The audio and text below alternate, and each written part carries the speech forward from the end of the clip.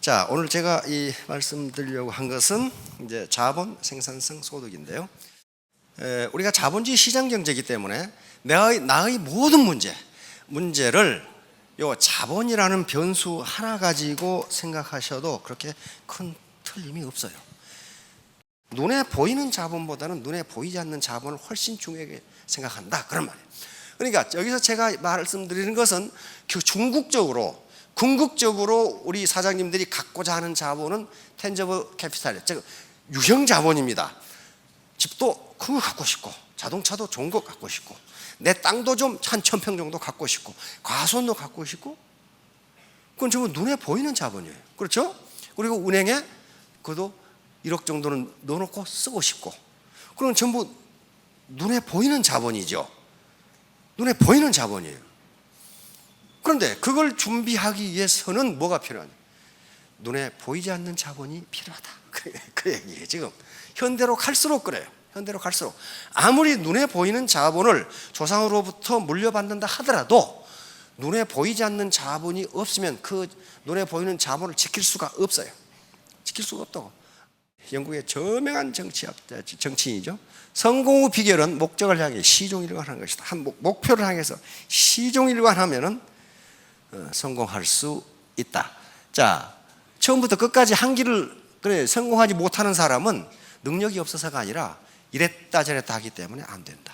이거 칼라일입니다. 아무리 약한 사람이라도 단 하나의 목적에 온 힘을 집중하면 성취할 수 있다. 반면에 아무리 강한 사람이라도 그 힘을 많은 목적에 분산하면 어떤 것도 성취할 수 없다. 이거 다 하는 얘기인데 현자들이 이걸 느꼈다는 거예요. 한 목표에 집중해서 나가라. 목표는 최종 목표가 있고 중간 목표가 있습니다. 시간적으로 따지면 장기 목표가 있습니다. 통상 제가 말하는 장기 목표는 5년 이상. 내가 5년 만에 3,000댁이 되겠다. 이게 목표가 될 수도 있고, 내가 5년 만에 스타마스터가 되겠다, 또는 로얄 마스터가 되겠다. 이게 장기 목표죠. 근데 장기 목표만 가지고 있으면 지루해서 할 수가 없어요. 5년을 어떻게 기다려? 안 되잖아요. 그럼 중기 목표가 있어요. 중기 목표는 3년 정도, 3년 이상. 내가 3년 만에 2,000댁이 되겠다, 또는 5,000댁이 되겠다. 다음 단기 목표는 1년 이상. 1년 이상. 내가 1년 이내에 다이아몬드는 되겠다. 이렇게 하는 거예요. 그러나 그것도 1년도 너무 길어. 그러니까 월간 목표가 있고, 그 다음에 주간 목표 이런 게, 또는 일간 목표 이런 게, 그건 자기가 마음으로 하면 되고, 인생 시나리오를 쓸 때 써도 돼. 한번 써보는 게 좋습니다. 좋아요. 자, 목표의 난이도와 성과. 이 그래프는요, 우리가 인생을 사는 데 있어서 사회 모든 문제가 이 그래프하고 관계가 됩니다. 이 그래프가 이렇게 돼버려. 이렇게 되면 이게 문제예요. 이게 문제예요. 그러니까 목표를 굉장히 어렵게 높이 세웠을 때, 이건 성과입니다. 성과가 어떻게 되느냐? 목표가 형편없으면 성과도 형편없다, 그 말이에요. 목표를 점점 도전적으로 세워나가면 여기서 최고봉에 다르고 더 무거운 목표를 세우면 어떻게 된다? 성과가 떨어진다. 성과가 떨어져. 내가 하루에 15시간 공부해야지, 이렇게 할 수 있죠? 10시간 공부해야지, 1시간 공부해야지. 그런데 공부 시간을 늘려가면 늘려갈수록 성과가 올라가요. 그렇죠? 그러다가 일정 시간이 넘으면 차라리 하지 않는 게 낫다는 거예요. 요 그래프가 항상 커브를 거꾸로 엎어놓은 것처럼 되기 때문에 이 사회가 이렇게 복잡해요. 예를 들면 배고플 때 밥 먹는 걸 생각해 보세요. 한 숟가락 먹었어. 어때요? 기가 꿀맛이죠. 한 그릇 먹었어. 한 그릇 먹으면 이 점에 다다라요. 근데 계속 퍼먹으라 그래. 그럼 어떻게 됩니까? 효용이, 만족도가 떨어져요. 물도 마찬가지예요. 물도 마찬가지. 뭐든지 처음에 미약할 때는 점점점 소비를 늘려가면 만족도가 올라가다가 일정 수준이 넘으면 떨어져 버려요. 그러니까 적정 목표를 잡아야 되는데, 그 적정 목표가 뭐냐? 그것을 G2의 잭 웰치가 그것을 스트레치 목표라고 그랬습니다. 스트레치 목표, 이건 도전적인 목표. 이것은 G에서 잭 웰치가 말하는 것은 자기가 최선을 다했을 때 이룰 수 있는 것보다 20-30%를 더 잡아라. 그런 얘기예요. 20-30%를 더 잡아라. 그렇게 해서 쓰러져 가던 지위를 살린 게 바로 이 잭 웰치라고 하는 세계 최고의, 미국 최고의 경영자 중에 한 사람입니다. 그래서 내가 하루에 내가 열심히 이 고객을 만나면 5명을 만날 수 있다. 이때 목표를 나는 7명을 만나겠다. 이렇게 세우라는 거예요. 그러다 보면 그게 된다는 거예요. 지금 그 얘기입니다. 스트레치 목표라는 게. 이제 두 번째 신념, 셀프 컨피던스죠. 자신감이. 자, 이거 랄프 waldo 에머슨이라는 현재 미국이라는 사회의 사상적 기반을 만든 사람입니다. 미국의 이제 이 사회 철학이 프라그마티즘, 실용주의입니다. 실용주의 철학을 완성시키고 도전, 그다음에 독립심을 길러준 그 학자입니다. 자, 자기 신뢰가 성공 첫 번째 비밀이다. 내가 나를 믿어야 돼. 나는 할 수 있다. 나는 해내겠다. 여기 자기 신뢰예요. 미켈란젤로도 똑같은 얘기를 했어요. 자기 자신에 대한 믿음이 가장 좋고 가장 안전한 방책이다. 코스예요. 우리 동양에도 이런 말이 있습니다. 우리 명심보감 다 한 번씩 들어보셨죠? 명심보감 이런 말이 있어요. 자신자 인역신지. 자신은 자기를 스스로 믿는 사람은, 여기서 고전에서 이는 다른 사람을 얘기합니다. 다른 사람도 역시 나를 믿어준다. 스폰서가 자신감이 없으면 파트너가 어떻게 믿습니까? 군대에서 지휘관이 자신감이 없으면 쫄병들이 지리멸렬합니다. 그렇죠? 지휘관이. 6.25 때 전투를 해봤던 우리 선배 장교들은 그런 얘기를 많이 해요. 막 총알이 핑핑 날아다니면 지휘관이라고 안 무섭겠어요? 굉장히 무섭답니다. 우리 총은 소총밖에 없는데 대포가 터지고 그러면 어떡하겠어요? 그런데 지휘관이, 장교가 겁을 먹으면 어떻게 됩니까? 쫄병들은 다 도망가 버려요.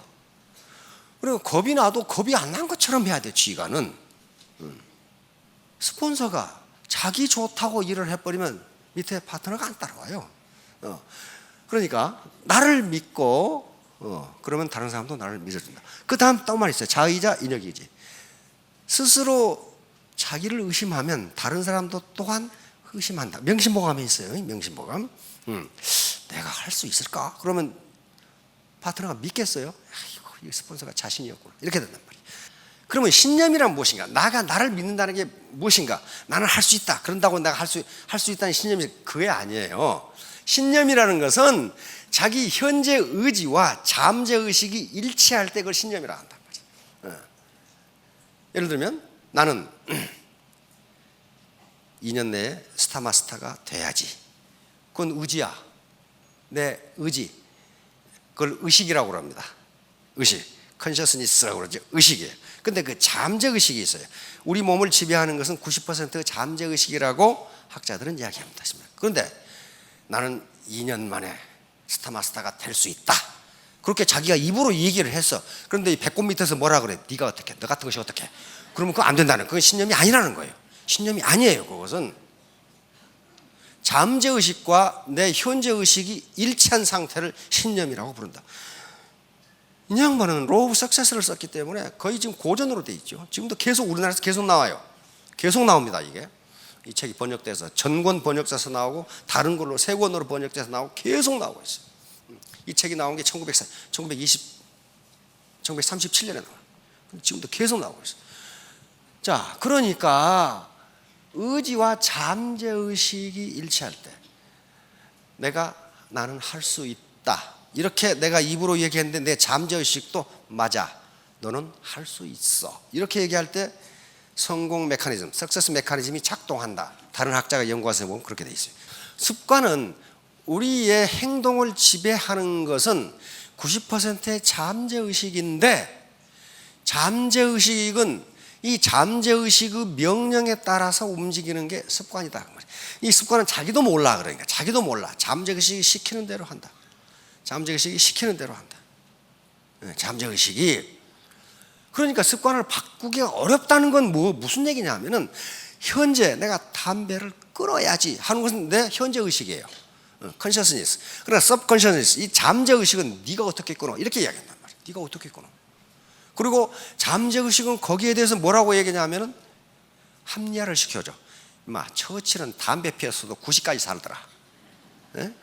담배 안 피는 법정 스님은 왜 폐암으로 죽냐? 뭐 이런 거 있냐?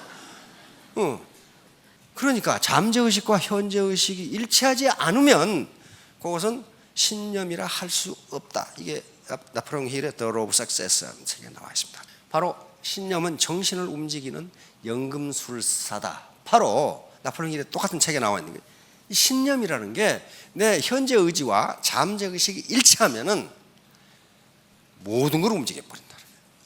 이 잠재 의식은 그것이 나쁘다 좋다를 따지지 않고 그대로 입력된 대로 행동한다. 예를 들면 담배를 피우는 것이 나쁘냐 좋으냐를 잠재 의식은 따지지 않는다는 거예요. 있는 대로 자기가 입력받은 대로 나타내도록 한다. 바로 그 여름에 리우 올림픽에서 그 펜싱 에페에서 금메달을 딴 선수입니다. 그걸 내가 자세히 보고 그 다음에 저 장면을 제가 봤어요. 그리고 인터뷰를 봤어요. 그런데 도저히 일어날 수 없는 일이 일어났어. 3라운드 중간쯤에 이게 점수가 10대 14가 됐어요. 이건 헝가리 선수입니다. 이건 우리 박상현 선수고. 그런데 세계의 모든 펜싱 전문가들이 박상현이 졌다. 그러고 다 자리를 떴어.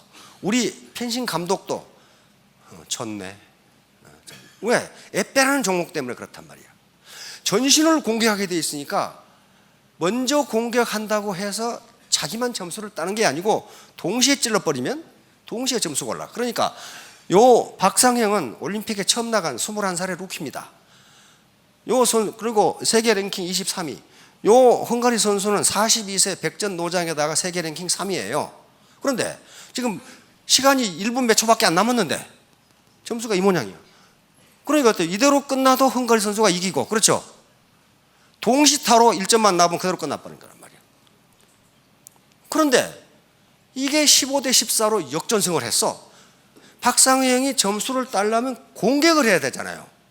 공격을. 그런데 공격을 하다가 동시에 찔러버리면 어때요? 15.1점 나버리면 져버려요. 그러니까 어때요? 상대 공격을 내가 카바를 하고 찔러야 되잖아요. 그렇죠? 요걸 연속으로 5점을 따버린 거란 말이에요. 지금 연속으로 5점을 따버렸어. 그러니까 그 세계 펜싱 관계자들이 이건 있을 수 없는 일이 일어난 거야. 진 헝가리 선수도 내가 왜 졌는지를 모르겠다는 거야 지금. 왜? 그래, 진 놈도 지가 왜 졌는지를 몰라. 박상형 선수도 지가 왜 이겼는지를 모르겠다 이거야 지금. 이 사태가 벌어진 거예요. 그래서 내가 제가 인터뷰한 거, 옛날 선생님이 말씀하신 걸 쑥 보니까 이길 수는 이유가 있어요. 이걸 만약에 기적이다 그렇게 해보니까 별로 게 아무것도 없어. 그렇죠? 기적은 그렇게 아무렇게나 일어나는 게 아니거든. 기적이라고 생각하는 것 뒤에는 반드시 그런 결과가 나올 수 있는 어떤 요인이 있어요. 그렇죠? 쑥 보니까 몇 가지가 있어요. 첫째는 연습벌레야. 그런 얘기를 하더라고. 펜싱 시간에 자기는 새벽에 3시간 먼저 나와서 연습을 했다 그랬어요. 이게 1만 시간의 법칙이에요. 세계적인 업적을 이루기 위해서는 적어도 1만 시간 이상의 몰입이 필요하다. 그걸 했어요. 두 번째, 끈기. 포기하지 않았다. 이제 세 번째, 기자가 물었어. 올림픽에 임하기 전에 어떤 전략을 가지고 임했습니까? 박상현이 그런 거야. 나 전략 없었는데요? 없었어. 단지 세계적인 축제에 내가 대한민국 대표로 나가서 펜싱을 한다는 게 얼마나 즐거운 일입니까? 그럼 나는 단지 경기를 즐겼을 뿐입니다. 이야, 이게 21살 먹은 놈이 그런 대답을 했더라고. 나 같으면 아주 위대한 전략이 있었습니다. 그럴 건데. 그런데 논어에 그런 말이 있어요.